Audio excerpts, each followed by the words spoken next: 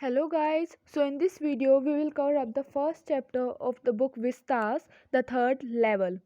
अब third level के बारे में थर्ड लेवल ये जो चैप्टर है इसको पढ़ने से पहले हम थोड़ा सा इसका बैकग्राउंड सा जान लेते हैं कि ये एक्चुअली है क्या।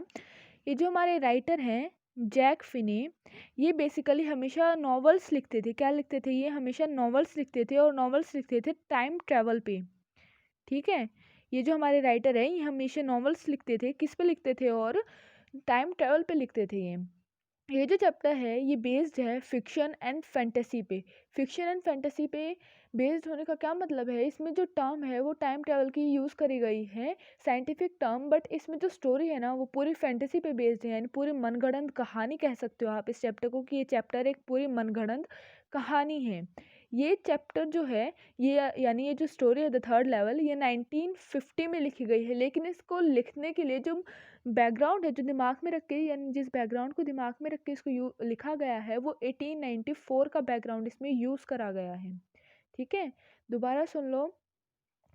ये स्टोरी जो है ये फिक्शन और फैंटेसी पे बेस्ड है, यानी पूरी मनगढ़ंत कहानी है। कंफ्यूज मत हो जाना, फिक्शन और फैंटेसी इसमें यूज करी गई है टर्म साइंस की, that is time travel, but ये पूरी जो स्टोरी है वो फैंटेसी पे बेस्ड है, यानी पूरी मनगढ़ंत है, कुछ भी इसमें रियल नहीं है। ठीक है, ये जो स्टोरी है वो 1950 में लिखी गई है, लेकिन इसका बैकग्राउंड जो है वो 1894 का है। हमारे जो राइटर है जैक फिने, ये हमेशा लिखते थे नॉवेल्स वगैरह, फिर कोई भी स्टोरी वगैरह लिख रहे थे तो भी इन्होंने हमेशा ही लिखा है टाइम ट्रेवल के ऊपर। इस स्टोरी में हम पढ़ेंगे, इसमें हमारे तीन जो है वो मेन कैरेक्टर्स हैं। कौन कौन से? चार्ली जो है हमारे नेरेटर का रोल करेंगे, लुइसा चार्ली की वाइफ है, और जो सैम है वो चार्ली का साइकेट्रिस्ट फ्रेंड है। ठीक है, इसमें कौन कौन से तीन करेक्टर्स हैं? चार्ली, लुइसा और सैम। चार्ली नरेटर है हमारा, 31 ईयर्स उसकी एज है। लुइसा जो है उसकी वाइफ है, और सैम जो है वो उसका साइकेट्रिस्ट फ्रेंड है। आ गया होगा समझ में अभी तक तो। अब इसमें ये कंफ्यूज मत हो जाना कि नरेटर और ऑथर में क्या डिफरेंस है। नरेटर और ऑथर का डिफरेंस मैंने तुम लोगों को पहले भी वीडियो में बता रखा है। नरेटर वो होता है जो कहानी नरेटर जो होता है वो कहानी सुना रहा होता है, और जो राइटर होता है वो कहानी लिखता है। हमारे ऑथर जो है वो राइटर ही है, ऑथर या राइटर एक ही बात होती है। हमारे ऑथर है जैक फिने और हमारा जो नरेटर है वो है Charlie. So without wasting any more time, let's start with the chapter. The presidents of the New York Central and the New York, New Haven and Hartford railroads will swear on a stack of timetables that there are only two. The presidents हैं New York central, ये जो New York central, New York, New Haven और Hartford railroads है ना, ये सारे क्या है? स्टेशंस के नेम है। किसके नेम है? स्टेशंस के नेम है, ये सारे स्टेशंस के नेम है ये सारे। ठीक है, और जो प्रेसिडेंट्स है, प्रेसिडेंट कौन होता है? जो मतलब वहाँ पे सारा कुछ काम वाम देखता है कि मतलब कौन सी ट्रेन किस टाइम आ रही है, किस टाइम जा रही है, और टाइम टेबल्स भी वही होते। ठीक है, ये जो न्यूयॉर्क सेंट्रल, न्यूयॉर्क और न्यू हेवन और ये जो हार्टफोर्ड रेल रोड्स हैं, ये सब क्या है? स्टेशंस के नेम हैं। 1 मार्क के लिए आपको ये लर्न करने पड़ेंगे। और जो प्रेसिडेंट्स है वो वहाँ के जो मतलब जो मेन हेड है, जो भी वहाँ का सारा काम वाम देखता है, उसको बोला गया है। और टाइम टेबल्स यहाँ पे रेफर कर रहे हैं कि जो टाइम, ये जो ट्रेन्स आती जाती है ना, जैसे आप किसी भी स्टेशन पे हो तो आप पहले ही पूछ के जाते हो, मतलब पहले ही सर्च करके जाते हो कि इस टाइम पे ये ट्रेन आती है, फिर आपको पता होता है कि इस टाइम पे ये ट्रेन आएगी, इस टाइम पे ये ट्रेन आएगी, तो हमें ये वाली ट्रेन लेनी है। तो टाइम टेबल्स होते हैं ये, कि इस टाइम पे इस ट्रेन को इस ट्रैक से जाना है, इसके बाद फिर इतनी देर बाद ये ट्रेन आएगी, इसके बाद इतनी टाइम बाद ये ट्रेन आएगी। बट आई से देयर आर 3। अब यहाँ पे आई कौन है? आई यहाँ पे हमारा चार्ली है। आई कौन है? हमारा यहाँ पे चार्ली है, जो कौन है? हमारा नरेटर है। ठीक है, अब बट आई से देयर आर 3, बट जो आई है यानी जो नरेटर है वो कहता है कि बट मैं कहता हूँ कि वहाँ पे 3 हैं। अब क्या 3 हैं, क्या 2 हैं, ये हमें नहीं पता। ये हमें पता चलेगा जब हम स्टोरी को आगे पढ़ेंगे। Because I have been on the third level of the Grand Central station. क्यों? अब चार्ली जो है यानी हमारा जनरेटर वो ये बोल रहा है कि वहाँ पे 3 है। क्यों है? क्योंकि मैं थर्ड लेवल पे था ग्रैंड सेंट्रल स्टेशन की। अब यहाँ पे हमें पता चल रहा है कि किसकी बात हो रही है। यहाँ पे बात हो रही है ग्रैंड सेंट्रल स्टेशन की बात हो रही है, और ग्रैंड सेंट्रल स्टेशन के जो लेवल्स हैं वो सिर्फ 2 ही है। लेकिन हमारा जो नरेटर है ये प्रिटेंड कर रहा है या फिर ये क्लेम कर रहा है कि वो ग्रैंड सेंट्रल स्टेशन के थर्ड लेवल पे था, जो कि किसी इमेजिनरी से कम नहीं लगता। ठीक है। और उसके बाद वो बता रहा है कि yes I have taken the obvious step, और हाँ मुझे लगा कि शायद मेरा ही दिमाग ख़राब हो जाएगा, मेरी कोई दिमाग की वायरिंग वगैरह हिल चुकी है, और इसकी वजह से मुझे किसी साइकेट्रिस्ट वगैरह के पास जाना चाहिए, और दूसरों से बात करने के बजाय मैं एक ऑब्वियस स्टेप लेता हूँ और अपने अपने ही एक साइकेट्रिस्ट फ्रेंड के पास गया जिसका नाम है सैम। मैंने उसे सारी बात बताई कि मैं ग्रैंड सेंट्रल स्टेशन के जो है वो 3rd लेवल पे गया था, और उसने मुझे बोला कि ये एक वेकिंग ड्रीम विश फुलफिलमेंट है, वेकिंग ड्रीम विश फुलफिलमेंट। अब ये देखो, ये जो वेकिंग ड्रीम, ठीक है, वेकिंग ड्रीम विश फुलफिलमेंट है, इसका मतलब क्या है? वेकिंग ड्रीम विश फुलफिलमेंट का मतलब है जागती आंखों से सपना देखना या दिन में सपना देखना, ठीक है। यानी इमेजिनरी में, अपनी इमेजिनेशन में बिल्कुल बुरे तरीके से गुम हो जाना, कि आपको किसी भी चीज़ का सुध बुध नहीं रह रही, और आप ये सोचने लग गए हो कि जो आपके इमेजिनरी में, जो आपके इमेजिनेशन में हुआ, वो सब कुछ सच्चाई में हुआ, वो सब कुछ रियलिटी में हुआ। उसने बोला कि मैं अनहैप्पी हूँ। किसने बोला? सैम ने बोला। क्या बोला? कि मैं अनहैप्पी हूँ, यानी मैं खुश नहीं रहता, मुझे जो शायद घर पे कोई भी जो है लड़ाई वड़ाई मतलब होती रहती है, इसकी वजह से मैं खुश नहीं रहता। और इस बात ने, किस बात ने, आई वॉज अनहैप्पी, क्या बोला कि जो चार्ली है वो नाखुश है, इस बात ने चार्ली की वाइफ जो लुइस है उसे बिल्कुल पागल कर दिया, बिल्कुल आउट ऑफ सेंसेस कर दिया। That made my wife kind of mad, that made my wife kind of mad का क्या मतलब है? कि उसने मेरी वाइफ को गुस्से से लाल कर दिया। इस बात ने क्यों कर दिया? क्योंकि वो चार्ली को बहुत ही अच्छे से, मतलब चार्ली के साथ बहुत अच्छे से बिहेव करती थी, चार्ली का बिल्कुल रिस्पेक्ट करती थी, और उसके साथ कभी लड़ाई नहीं करती थी। बट फिर भी जो सैम है वो ये बोल रहा है कि जो चार्ली है वो खुश नहीं रहते। इसकी वजह से लुइसा को लगा कि ये क्या बोल रहा है, कि मैं इसकी, मतलब मैं इसके साथ हमेशा लड़ाई वड़ाई करती रहती हूँ, मुझसे मुक्के वगैरह थोड़ी ना मारते, मैं इससे लड़ाई थोड़ी ना करती हूँ, इतने प्यार से इसके साथ रहती हूँ। बट फिर भी ऐसे कैसे बोल रहा है कि मैं जो है वो इसे खुश नहीं रखती, जिसकी वजह से ये नाखुश है, और इसे 3rd लेवल की, और इसने जो है वो 3rd लेवल पे ग्रैंड सेंट्रल स्टेशन के भटकना स्टार्ट कर दिया है। लेकिन वो आगे एक्सप्लेन करता हुआ बताता है कि इसका मतलब ये नहीं है कि जो चार्ली की वाइफ यानी जो लुइसा है, यानी जो तुम हो, वो उसे अच्छे से नहीं, खुश नहीं रख रहे हो, उसके साथ अच्छे से बिहेव नहीं कर रहे हो। इसका मतलब है कि जो मॉडर्न वर्ल्ड है, यानी जो प्रेजेंट डे वर्ल्ड है, वो फुल है इनसिक्योरिटी से, फियर से, वॉर से, वरी से, और भी ऐसा ही सब कुछ। समझ में आ रहा है ना? And that I just want to escape. और वो आगे अपनी बात को कंप्लीट करते हुए बोलता है, कौन कंप्लीट करते हुए बोलता है? सैम कंप्लीट करते हुए बोलता है कि और इन सब चीज़ों से ना मैं एस्केप करना चाहता हूँ, मैं इन सब से, मतलब मेरे अंदर इतना करेज नहीं है कि मैं इन सब चीज़ों से लड़ सकूँ, और इसी वजह से मैं इन सब चीज़ों से जो है ना एस्केप करना चाहता हूँ, इन सब चीज़ों से दूर भागना चाहता हूँ। अब ऑब्वियस सी बात है यार, अगर वो एक साइकेट्रिस्ट है तो उसके नेक्स्ट वर्ड यही होंगे ना, वेल हु डजंट। हाँ, और कौन नहीं चाहेगा। लेकिन आगे वो अपनी बात को पूरा करते हुए जो है चार्ली का मजाक उड़ाते हुए बोल रहे हैं, लेकिन मैं जिसको भी जानता हूँ ना, हाँ हर कोई चाहता है, कौन नहीं चाहता इस मॉडर्न वर्ल्ड से एस्केप करना, लेकिन जिसको भी मैं जानता हूँ ना वो तुम्हारी तरह ग्रैंड सेंट्रल स्टेशन के 3rd लेवल पे तो नहीं भटकता ना।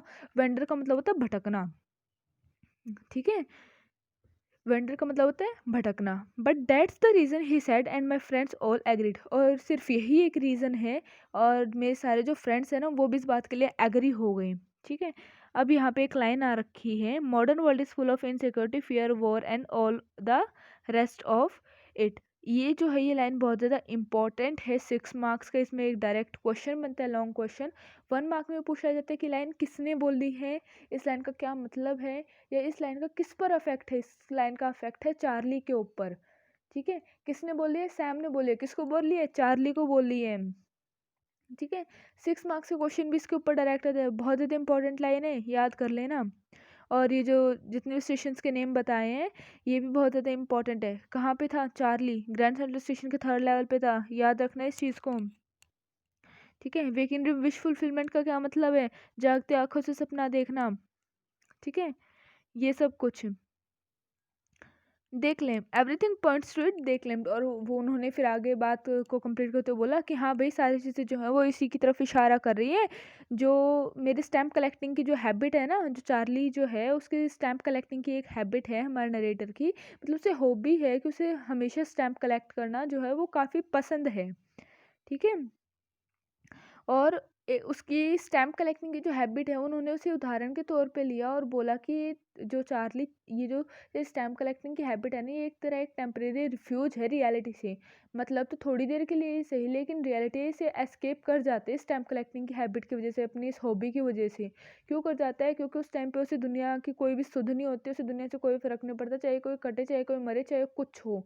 उस टाइम उसका सिर्फ़ और सिर्फ़ ध्यान जो है वो अपनी हॉबी में लगा रहता है। और हॉबी कौन-सी है उसकी? स्टैम्प कलेक्टिंग की। ये जो स्टैम्प कलेक्टिंग की जो हॉबी है ना चार्ली की, वो भी बहुत ज़्यादा इम्पोर्टेंट है वर्मा के लिए, ठीक है। और उसके ग्रैंडफादर की भी यही हॉबी है। अभी जो स्टैम्प कलेक्टिंग की जो हॉबी है ना, ये 3 पर्सन्स की है। कौन-कौन? एक तो चार्ली जो हमारा नरेटर है, दूसरा उसका ग्रैंडफादर और तीसरा प्रेसिडेंट रोजवेल्ट। इन 3 लोगों की ये जो हैबिट है स्टैम्प कलेक्टिंग, ये इस चैप्टर में हमें बताया गया है। अब जो चार्ली है वो बोल रहा है, जब उन्होंने बोला ना कि ये तेरा टेम्परेरी रिफ्यूज़ है रियलिटी से, किसने बोला? सैम ने बोला और उसके बाकी फ्रेंड्स ने उसे बोला कि ये ना तेरा सिर्फ और सिर्फ एक टेम्परेरी रिफ्यूज़ है रियलिटी से और तेरा कुछ नहीं है ये। तो चार्ली बोलता है कि हाँ, well may be it is, कि शायद हो भी सकता है, बट मेरे ग्रैंडफादर को तो किसी तरह की रियलिटी से रिफ्यूज़ करने की, यानी रियलिटी से एस्केप करने की ज़रूरत नहीं थी। Things were pretty nice and peaceful in his days. मतलब फ्रॉम ऑल आई हेयर, मतलब जितना भी मैंने सुना है वो यही सुना है कि उस टाइम पे जो है सब कुछ बहुत ज़्यादा शांत था, बहुत ज़्यादा देश जो थे वो प्रिटी थे, सब कुछ मतलब हर जगह पीस ही पीस था, कोई लड़ाई वड़ाई नहीं होती थी, किसी में कोई झगड़ा नहीं होता था, अगर हो भी जाता था तो ब्रदरहुड की फीलिंग थी, यूनिटी की फीलिंग थी, हर कोई फिर मिलजुल कर रहने लग जाता था, भाईचारा बहुत ज़्यादा था। ये सब कुछ मैंने सुना है। और फिर भी उन्होंने मेरे कलेक्शन को स्टार्ट करना, मतलब मेरे कलेक्शन को कलेक्ट करना स्टार्ट कर दिया। कौन सी कलेक्शन है भाई अब चार्ली की? वो है स्टैम्प कलेक्टिंग की, ठीक है। It's a nice collection too. अब वो बोल रहा है चार्ली इस बात को कंप्लीट करते हुए कि ये जो है ये एक नाइस कलेक्शन है। और अभी मैं बीच से थोड़ा सा स्किप करवा रही हूँ, बट प्रेसिडेंट रोजवेल्ट जो है, अब ये देखो तुम, it's a nice collection too and president Roosevelt collected stamps too you know. President Roosevelt कौन है? प्रेसिडेंट है यूएसए की, प्रेसिडेंट ऑफ यूएसए, ठीक है। प्रेसिडेंट रोजवेल्ट जो है वो यूएसए के प्रेसिडेंट है और उनकी भी जो हैबिट है वो स्टैम्प कलेक्टिंग की ही है, ठीक है। अब blocks of 4 and practically every US issue. Blocks of 4 क्या होते हैं? अब मान लो ये एक ब्लॉक है, ठीक है। एक ऐसे जैसे मतलब 4 जो है वो हमारे यहाँ पे, अब यहाँ पे एक स्टैम्प है, अब दूसरी स्टैम्प है, अब तीसरी स्टैम्प है, चौथी स्टैम्प है। अब एक इस तरह का पेपर सा है, उसमें ऐसे 4 स्टैम्प्स जो हैं वो इधर बने हुए हैं, उसे बोलते हैं ब्लॉक्स ऑफ 4। और ब्लॉक्स ऑफ 2 में मतलब ऐसे यहाँ पर 2 स्टैम्प्स हैं हमारी, ठीक है। Practically every US issue, blocks of 4 of practically every US issue, first day covers and so on. अभी जो फर्स्ट डे कवर है ना, ये बहुत ज़्यादा इंपॉर्टेंट क्वेश्चन बन रहा है 1 मार्क में भी एंड 2 मार्क में भी, that what do you mean by the first day covers, ठीक है। फर्स्ट डे कवर होता क्या? बहुत बहुत बहुत बहुत very very very much important question है ये। फर्स्ट डे कवर है क्या? फर्स्ट डे कवर वो होता है कि जब भी जिन लोगों को स्टैम्प कलेक्टिंग की हॉबी होती है ना या हैबिट होती है, वो क्या करते हैं, जब भी कोई भी कंट्री, मान लो वो इंडिया में है, not only in the US, कोई भी अगर पर्सन है उसे जो है स्टैम्प कलेक्टिंग की हॉबी है, और मान लो आज ही जो इंडियन गवर्नमेंट या फिर जो यूएस गवर्नमेंट है उसने कोई भी स्टैम्प जो है वो इशू करी है, तो वो जाएंगे पहले ही दिन को, वो लोग जाएंगे शॉप पे, चाहे उन्हें महंगी मिले वो स्टैम्प्स, बट वो उसे खरीदेंगे ब्लॉक्स ऑफ 4 में या पेयर ऑफ 2 में, ठीक है। उसे खरीदेंगे, उसे अपने ही एक लेटर लिखेंगे खुद के एड्रेस पे, मतलब एक एनवलप लेंगे, उस पर खुद का एड्रेस लिखेंगे, उसमें एक जो एम्प्टी पेज है उसे डाल देंगे और उस लेटर को पोस्ट कर देंगे अपने खुद के एड्रेस पे।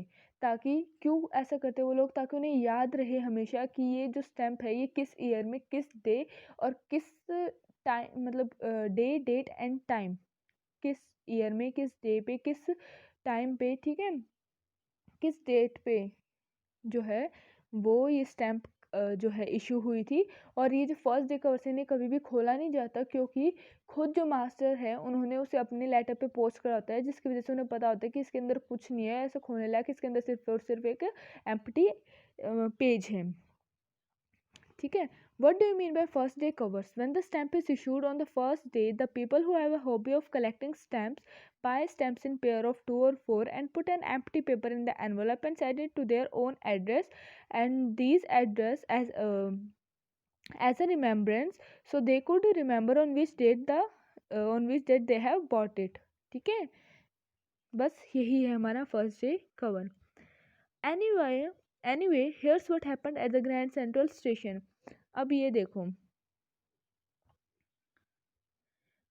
ये जो है ना, ये पहले हमें बकवास बता रहा था। यहाँ पे जो है उसने अपने ऑब्वियस स्टेप वगैरह के बारे में अपनी मनगढ़ंत कहानी, ये जो यस से लेके और ये जो हमारा मतलब आगे तक है ना, ये देखो यहाँ तक, ये यस से लेके और ये जितना भी हमारे यहाँ तक इसने बताया ना, ये सिर्फ अपने स्टैम्प कलेक्टिंग की हॉबी के बारे में बताया इसने, और इसमें और कुछ उसने कुछ नहीं बताया। और ये जो पहले इसने जो न्यूयॉर्क सेंट्रल के, न्यूयॉर्क के न्यू हेवन और हार्टफोर्ड रेल रोड्स के ने जो सिर्फ है उनके बारे में बताए, स्टेशन के नाम बताए हैं। और यहाँ पे जो मेन स्टोरी है ना, वो यहाँ से जो है वो स्टार्ट हो रही है, शुरू हो रही है। Hairs what happened at the Grand Central station. तो कंफ्यूज मत हो जाना कि कहाँ से क्या हुआ, वो हमें बताएगा कि ग्रैंड सेंट्रल स्टेशन पे आखिर मेरे साथ हुआ क्या था, ऐसा हुआ क्या था जिसकी वजह से मैं थर्ड लेवल पे पहुंच चुका था ग्रैंड सेंट्रल स्टेशन के। ठीक है, anyway what's happened at the Grand Central station. अब यहाँ पे वो बता रहे हैं कि लास्ट समर में एक रात को मैंने काफ़ी लेट तक जो है मैं ऑफिस में अपना काम कर रहा था, और जिसकी वजह से मुझे बहुत ज़्यादा लेट हो चुकी थी इसलिए। और मैं अपने घर भी बहुत जल्दी, यानी मैं अपना apartment here refers to his house, his home. और जो चार्ली है वो बहुत ज़्यादा जल्दी में था, क्योंकि वो पहले ही लेट हो चुका था और उसे जल्दी से जल्दी अपने घर पहुंचना था। उसे बहुत ज़्यादा नींद आई हुई थी, वो बहुत ज़्यादा थक चुका था और उसे अपनी वाइफ लुइसा के पास जाना था, जिसकी वजह से वो हरी में था। और उसने डिसाइड किया कि वो ग्रैंड सेंट्रल स्टेशन से जो है उसके लेवल सेकंड से जो है वो सबर्बन ट्रेन लेगा। Suburban train means local train लेगा और वहाँ से अपने घर जल्दी पहुँच जाएगा, क्योंकि जो ट्रेन है वो फास्टर है बस से। उसे बस से जाने में टाइम लगेगा लेकिन ट्रेन से उससे ज़्यादा टाइम नहीं लगेगा। ठीक है, बस यहाँ पे यही बताया गया है इस पूरे पैराग्राफ में, ये जो दिया हुआ है हमारा। अब आगे देख लेते हैं। Now I don't know why this should have happen to me. अब वो बोल रहे हैं कि अब मुझे नहीं पता ये सब कुछ मेरे साथ ही क्यों होना था, या फिर ये सब कुछ जो है मेरे साथ ही क्यों हुआ। I am just an ordinary guy like you people, कि मैं सिर्फ एक आम इंसान था तुम लोगों की तरह ही, जिसका नेम क्या बता रहा है। अब वो यहाँ पर जो है, यहाँ पे भी 1 मार्क का क्वेश्चन पूछ रहा है, मतलब आ रहा है एग्जाम में सीधा सीधा 1 मार्क के क्वेश्चन में पूछ लिया जाता है कि मतलब चार्ली की एज क्या थी। ठीक है, अभी बोल रहा है कि I don't know why this had to be happened with me. ठीक है, मुझे नहीं पता ये सब कुछ मेरे साथ ही क्यों हुआ है, मेरे साथ ही क्यों होना चाहिए था। मैं एक ऑर्डिनरी गाय हूँ तुम लोगों की तरह ही, जिसका नाम क्या है चार्ली। अभी यहाँ पे नरेटर अपना नाम बता रहा है कि मेरा नाम चार्ली और मेरी एज जो है वो 31 ईयर्स ओल्ड है। And I was wearing a tan gabardine. Tan का मतलब क्या होता है, टैन गैब्रेडीन का मतलब क्या होता है, टैन का मतलब होता है लाइट ब्राउन कलर। ठीक है, लाइट ब्राउन कलर, और गैब्रेडीन का मतलब होता है लॉन्ग फिल्म कोट। ठीक है, अब टैन गैब्रेडीन का मतलब क्या है, एक लाइट ब्राउन कलर का एक फिल्म लॉन्ग कोट जो है वो चार्ली ने डाल रखा था। ठीक है, and a straw hat with the fancy band, और उसकी स्टो हैट थी जिसके फैंसी बैंड के साथ, जैसे ये पिक में हमें दी हुई है। ठीक है, जैसे ये पिक में हमें दी हुई है, ये क्या है, straw hat with the fancy band. I pass a dozen of man who look just like me. अब भी वो बता रहा है कि जब मैं जो है ग्रैंड सेंट्रल स्टेशन की तरफ मुड़ रहा था, तो कई सारे लोग जो है वो मेरे पास से गुजरे जो बिल्कुल मेरी तरह ही दिख रहे थे, मेरी तरह दिख रहे थे, मतलब उनका जो ड्रेसिंग सेंस था वो बिल्कुल फेमिलियर था। मेरे जैसे ही उन्होंने कपड़े डाल रखे, तो बहुत ज़्यादा फेमिलियर था मेरी ड्रेसिंग सेंस के साथ। एंड और मैं किसी चीज़ से एस्केप करने की भी कोशिश नहीं कर रहा था, and I wasn't trying to escape from anything. I just wanted to go get home to Louisa my wife. अब यहाँ बोल रहा है कि मैं किसी चीज़ से एस्केप करने की भी मतलब एस्केप करने की भी कोशिश नहीं कर रहा था, और मैं सिर्फ अपने घर जाना चाहता था, अपनी वाइफ लुइसा के पास। अब वो बोल रहे हैं आगे, आई turn into grand central from Vanderbilt Avenue. ये भी एक नंबर में बहुत ज़्यादा इंपॉर्टेंट क्वेश्चन बन रहा है कि चार्ली ने कहाँ से ग्रैंड सेंट्रल स्टेशन की तरफ टर्न किया। I turn grand Central station from Vanderbilt Avenue. 1 mark के लिए ये भी बहुत ज़्यादा इंपॉर्टेंट है कि जो चार्ली है उसने ग्रैंड सेंट्रल स्टेशन की तरफ अपना रास्ता जो है वो वेंडरबिल्ट एवेन्यू को क्रॉस करते हुए, वहाँ से निकलते हुए करा था, and went down the steps of the first level.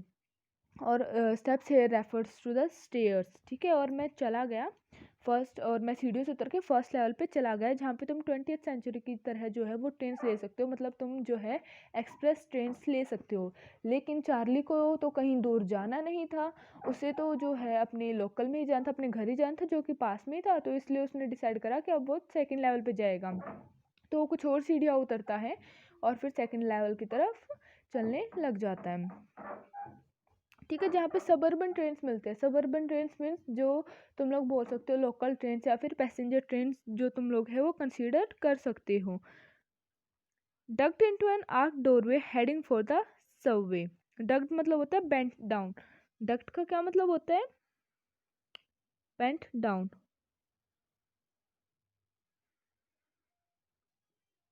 ठीक है, into an arc doorway heading for the Subway and got lost. ठीक है, जहाँ पे और मुझे तो है सबअर्बन ट्रेन लेनी थी और इसी वजह से मैं एक मेरी हाइट जो है वो लंबी थी और एक आर्क डोरवे था जिसके नीचे से मैं जो है वो स्ट्रेट बिल्कुल होकर निकल नहीं सकता था। इसी वजह से मैं जो है झुककर उसके नीचे से निकला और जैसे ही मैं उस डोरवे में से निकला ना मैं गुम हो गया। अब क्या बोल रहा है वो कि मैं गुम हो गया। अब यहाँ पे जो हमारा चार्ली है वो सिर्फ ऐसे बकवास बता रहा है यहाँ पे। ठीक है,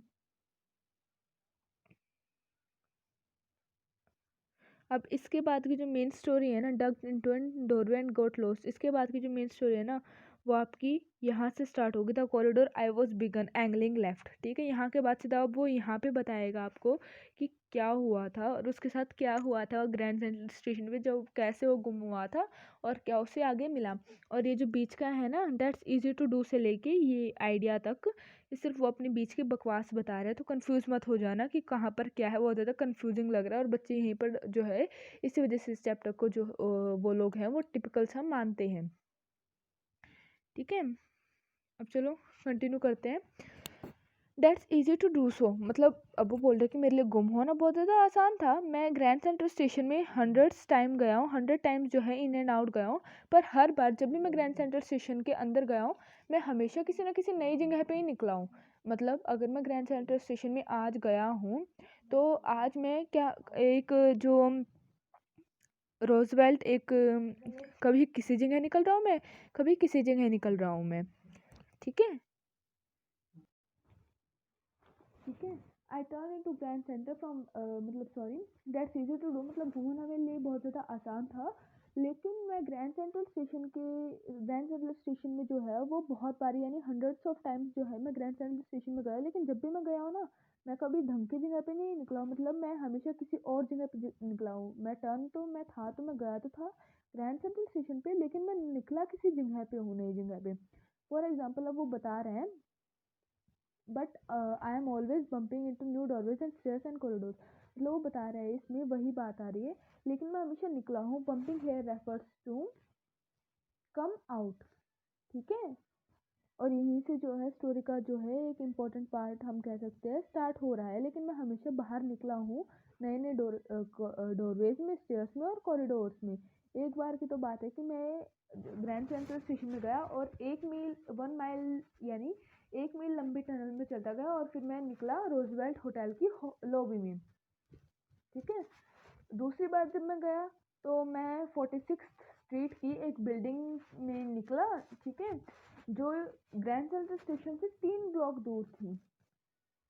अब कई बार तो मुझे ऐसा लग रहा है, अब यहाँ पे जो है हमारे चार्ली ने 2 एग्जांपल्स दिए कि एक बार जब वो ग्रैंड सेंट्रल स्टेशन में गया तो वो रोजवेल्ट होटल की लॉबी में निकला, मतलब अप्रोक्स 1 माइल की जो टनल है उसको क्रॉस करते हुए। दूसरी बार जब वो ग्रैंड सेंट्रल स्टेशन में गया तो वो 46 स्ट्रीट की एक बिल्डिंग में निकला जो ग्रैंड सेंट्रल स्टेशन से 3 ब्लॉक दूर थी। अब वो सोचता है कई बार यार ये जो ग्रैंड सेंट्रल स्टेशन है ना ये बिल्कुल एक ट्री की तरह बढ़ता ही जा रहा है। मतलब जैसे एक ट्री जो है वो ज़मीन में अपनी रूट्स को फैलाता चला जाता है ना, वैसे ये ग्रैंड सेंट्रल स्टेशन तो हर बार का काम है इसका। कभी न्यू कॉरिडोर बना रहा है, कभी न्यू स्टेयरकेस बना रहा है, ठीक है, कभी ये कोई नए नए जो है वो डोरवेज निकाल रहे हैं। तो मुझे तो पक्का लग रहा है कि ये अपने रूट्स को जो है ना ये मतलब नई नई टनल्स बना रहे हैं अलग अलग जगह पर निकलने के लिए। there's probably a long tunnel that nobody knows। अब ये जो पूरा पैराग्राफ है ना ये आइडिया तक, there's probably a long tunnel, ये पूरी जो है वो चार्ली की थिंकिंग है कि चार्ली ऐसा सोचता है। चार्ली बोल रहा है कि यहाँ पे शायद ही मतलब शायद अब यहाँ पर जो ये ग्रैंड सेंट्रल स्टेशन है ना प्रोबेबली ये एक इतनी लंबी जो है टनल बना रहे हैं जिसके बारे में शायद किसी को भी ना पता हो। और इसका जो रास्ता है ना ये सिटी के नीचे से होता हुआ ना शायद टाइम्स स्क्वायर तक जाए। Time square we all know that time square जो है बहुत ज़्यादा रश्ड प्लेस है यूएसए में। यूएसए की न्यूयॉर्क में ये एक प्लेस है जो बहुत ज़्यादा रश्ड रहता है हर टाइम, जिसमें मतलब पैर रखने की भी जगह नहीं होती थी। जगह नहीं होती थी मैं क्यों बोल रही हूँ, क्योंकि लॉकडाउन लगने के बाद अब वो जगह जो है वो काफ़ी ज़्यादा खाली है। बट जब लॉकडाउन नहीं था आप उससे पहले की जो पिक्स या फिर वीडियोज़ वगैरह आप गूगल कर सकते हो, तो वहाँ पे आप देखोगे कि जो टाइम स्क्वायर है ना वो बिल्कुल जो है बिल्कुल रश था, वहाँ पे पैर रखने तक की भी जगह नहीं थी, आप ये कह सकते हो। ठीक है, और शायद इसके बाद ये अपना रास्ता बनाएगा सेंट्रल पार्क तक। अब इसमें यही है, this probably a long tunnel that nobody knows about feeling it's underway the city from the city right now. मतलब यहाँ पे प्रोबेबली कितने लंबे ऐसे टनल हो सकते हैं इसके बारे में कुछ नहीं पता, और मुझे तो ऐसे फील आ रही है कि जो टनल है ना इस सिटी के अंदर ही अंदर चल रही है, और ये अपना रास्ता जो है ना वो टाइम स्क्वायर तक बना रहे हो, और उसके बाद ये जो अपना रास्ता है वो सेंट्रल पार्क तक बनाएगी। और शायद ये बना भी ले, क्योंकि बहुत सारे जो पीपल है ना वो ग्रैंड सेंट्रल स्टेशन में मतलब पिछले सालों से, क्योंकि बहुत सारे पीपल्स के लिए ग्रैंड सेंट्रल स्टेशन पिछले कुछ सालों से एक एग्जिट का काम करेगा। एग्जिट का काम कर रहा है मतलब वो यहाँ पे लोगों के लिए एक एस्केप है। यहाँ पे जो ग्रैंड सेंट्रल स्टेशन है वो लोगों के लिए एक मीडियम ऑफ एस्केप दिखाई दे रहा है। लेकिन मैंने कभी भी अपने साइकेट्रिस्ट फ्रेंड को अपने साइडे के बारे में नहीं बताया, क्योंकि अगर मैं उसे साइडे के बारे में बता देता तो मुझे पक्का यकीन है वो मुझे पक्का ये बोलता कि तू पागल हो चुका है भाई, तू जाके थोड़े दिन पागल खाने में जाके रह और तुझे तब जाके अक्ल आएगी, और तू जब ठीक हो जाएगा तब हम तुझे ले आएंगे। और वहाँ पर जब तेरा यही हाल रहा ना कि तू हमेशा पागल खाने में ही रही हो। ठीक है, यहाँ पे जो है ये सब कुछ बता रहे हैं।